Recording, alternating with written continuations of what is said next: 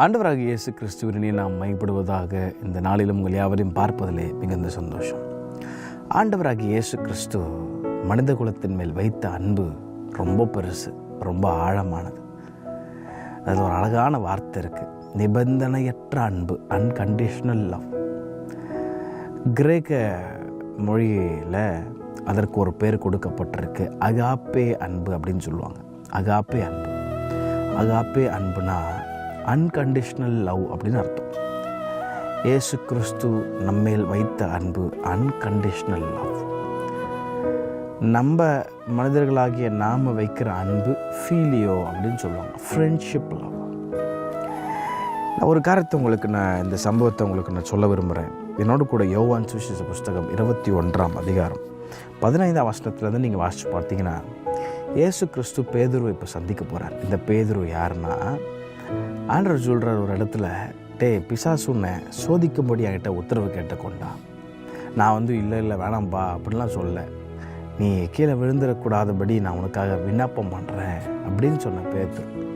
இந்த பேதுரு யாருன்னா, கடைசி வரை உங்களோட கூட இருப்பான் ஆண்டவரே அப்படின்னு சொன்ன பேதுரு.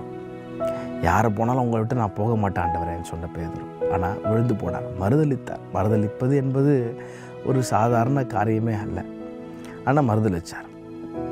அப்படிப்பட்ட ஒரு நபரை இப்போது இயேசு கிறிஸ்து மறுபடியும் இப்போ ரீச் பண்ணுறார். பேதுரு மனம் கசந்து அழுதான், அவர் ரிப்பெண்ட் ஆனான். இப்போ இயேசு கிறிஸ்து அவரை நேரடியாக போய் சந்திக்கிற ஒரு தருணம். ஒருவேளை நாம் அந்த இடத்துல இருந்தோம்னா அந்த ஒரு அன்கண்டிஷனல் லவ் பேதுரு மேலே மறுபடியும் வந்திருக்குமா அப்படின்னா எனக்கு தெரில. ஏன்னா மறுதளிப்பது என்பது ஒரு நம்பிக்கை துரோகத்தை காட்டிலும் ரொம்ப கொடூரமான ஒரு காரியம். இன்ஃபேக்ட் யூதாஸ் செஞ்சதை விட ரொம்ப ஒரு பயங்கரமான காரியம், காட்டி கொடுத்ததை விட ஒரு பயங்கரமான காரியம் மறுதளிப்பது. இயேசு கிறிஸ்துனா எனக்கு யாருன்னே தெரியாதுங்க அப்படின்னு சொன்ன ஒரு காரியம். அப்பேற்பட்ட ஒரு நபர் மேலே எப்படிங்க ஒரு அன்பை வைக்க முடியும்? அதுதான் அகாப்பே அன்பு, அன்கண்டிஷனல் லவ். இன்றைக்கி கூட இயேசு கிறிஸ்து உங்களை அப்படி தான் நேசிக்கிறார். ஒருவேளை நாம் நினச்சிட்டு இருக்கலாம், ஐயோ என்னை இயேசு கிறிஸ்து ஏற்றுக்கிறாரா என்னன்னு தெரில, நான் ரொம்ப தூரம் போயிட்டேன் அவரை விட்டு, அந்த அன்புக்குள்ளே நான் திரும்பி வர முடியுமான்னு தெரில. என் காதுக்குள்ளே ஒரு சத்தம் கேட்டே இருக்குது, நீ ஒரு கிறிஸ்தவனா? இவ்வளோ துரோகத்தை செஞ்சு, இவ்வளோ பாவத்தை செஞ்சு, தப்புன்னு தெரியும், ஆனால் தெரிஞ்சுதான் செஞ்சேன், தெரிஞ்சு செஞ்சோம் இயேசு கிறிஸ்து என்னை எப்படி ஏற்றுப்பார்? இன்றைக்கி நான் ரொம்ப தூரம் போயிட்டேன் ஆண்டரை விட்டு, கிட்ட வரணும்னு பார்க்குறானா, வர முடியலன்னு.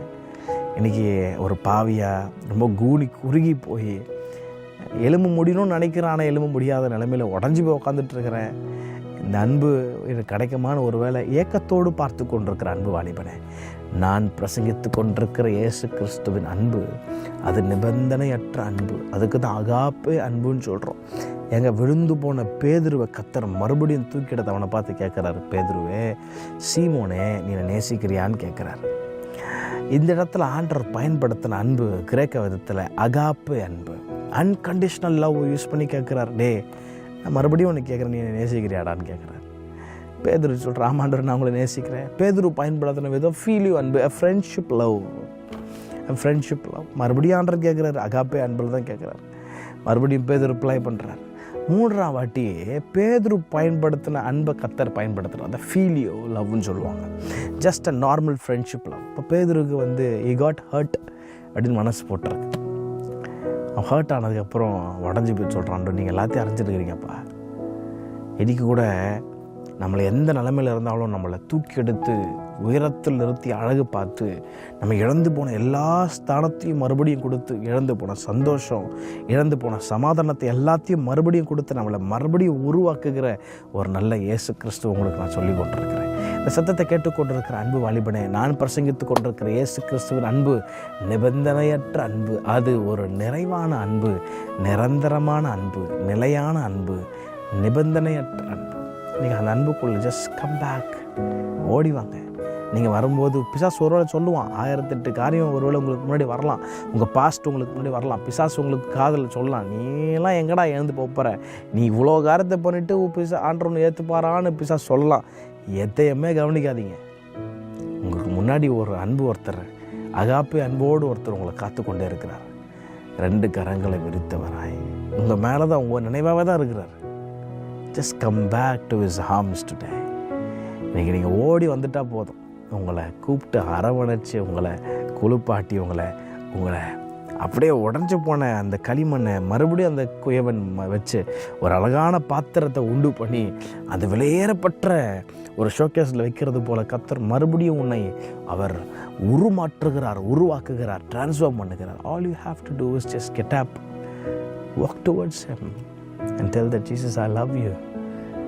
உங்களை மாற்றுகிற ஒருவர் நான் பிரசங்கித்துக் கொண்டிருக்கிறேன். நிபந்தனையற்ற அன்பு. கர்த்தர் தாமே உங்களை அவரை ஆசீர்வதிப்பாராக. ஆமென்.